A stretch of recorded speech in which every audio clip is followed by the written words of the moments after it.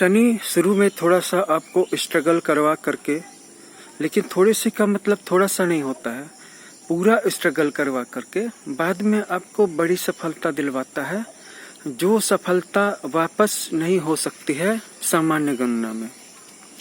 बृहस्पति कभी भी आपको नीचे नहीं गिराता है, वो शुरू से ही ऊपर उठाने की कोशिश करता है, आपको बड़ा बनाता है, वहाँ से बड़ा, वहाँ से आगे जहाँ पे आप हैं, जितने आपकी लंबाई है।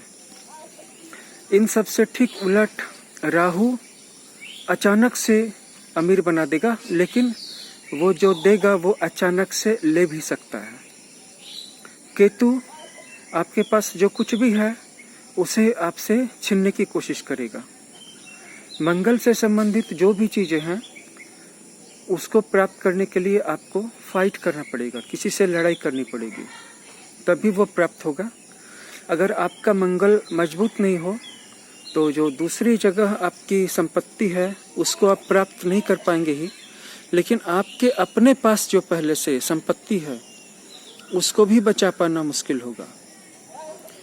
अगर आपका सूर्य मजबूत है तो लोगों के बीच में आपका सम्मान जो है वो बढ़ता चला जाएगा और आपके अंदर में उत्साह की कोई कमी नहीं होगी और आप विपरीत परिस्थिति में कभी भी हार नहीं मानेंगे और लोग आपका सम्मान करेंगे, आपके पीछे भी आपका सम्मान करेंगे। आपका नाम जहाँ भी लिया जाएगा वहाँ पे आपका सम्मान होगा और लोगों में डर भी क्रिएट होगा।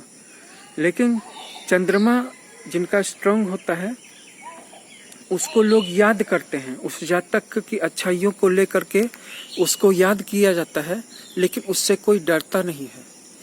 लेकिन उसकी सहृदयता, उसकी दयालुता, उसका मैत्रीपूर्ण स्वभाव, ये सब लोगों के बीच में अंदर से रिस्पेक्ट जगाते हैं, लेकिन वो किसी को डरा नहीं सकता है और डराना चाहता भी नहीं है।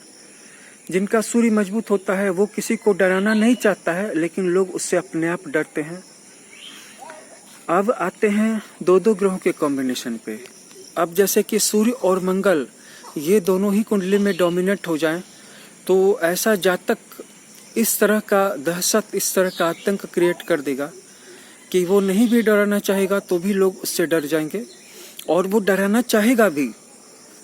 वो जब नहीं डराना चाह रहा है तब भी लोग उससे डर रहे हैं, लेकिन जब वो डराना चाहेगा तब क्या होगा, और वो ऑलरेडी डराना चाह भी रहा है और उसका सम्मान भी है और उससे डर भी है, और वो अपने लक्ष्यों को प्राप्त करने के बाद भी रुकता नहीं है, क्योंकि मंगल उसको रुकने नहीं देता है।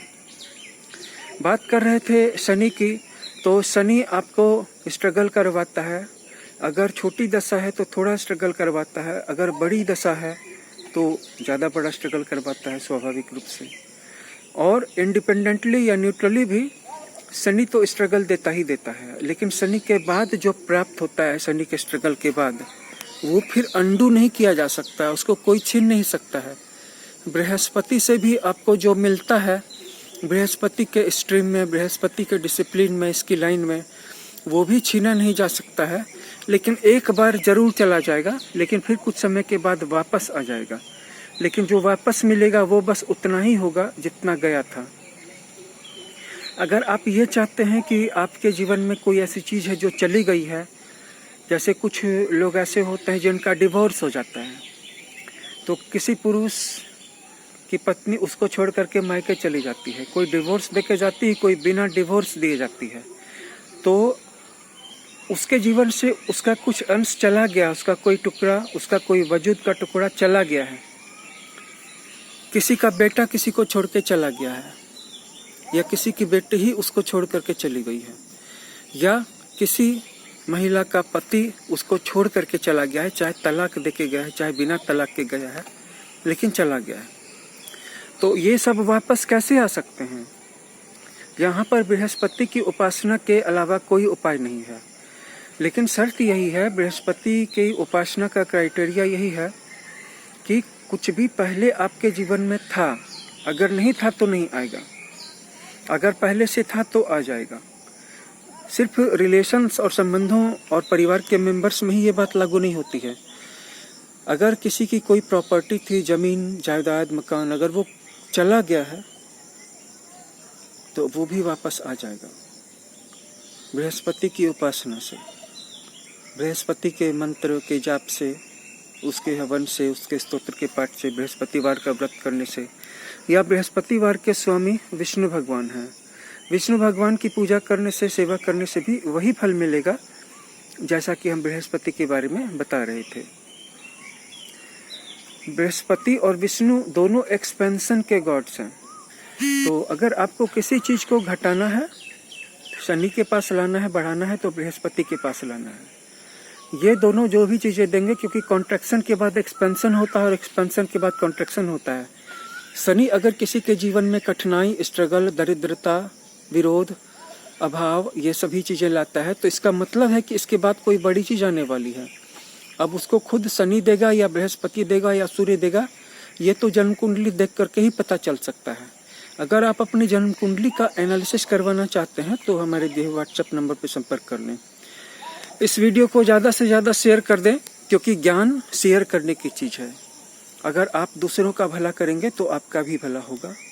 अगर आप दूसरों का बुरा सोचेंगे भी तो आपका बुरा होना शुरू हो जाएगा। भले ही दूसरों का बुरा हुआ या नहीं हुआ, ये मैटर नहीं करता है। इसी तरह अगर दूसरों का भला सोचना भी शुरू कर देंगे तो आपका भला तो उसी समय से होना शुरू हो जाएगा। यही सारे नियम हैं। कहीं ना कहीं इन सारे नियमों को हम सबको समझने की ज़रूरत है और रोज़मर्रा की ज़िंदगी में इनकी प्रैक्टिस करने की ज़रूरत है। तो ठीक है, आप अपने मत ज़रूर रखिएगा कमेंट बॉक्स में। इस वीडियो को शेयर और लाइक कर दीजिएगा, चैनल को सब्सक्राइब कर लीजिएगा। वीडियो वॉच करने के लिए बहुत बहुत धन्यवाद।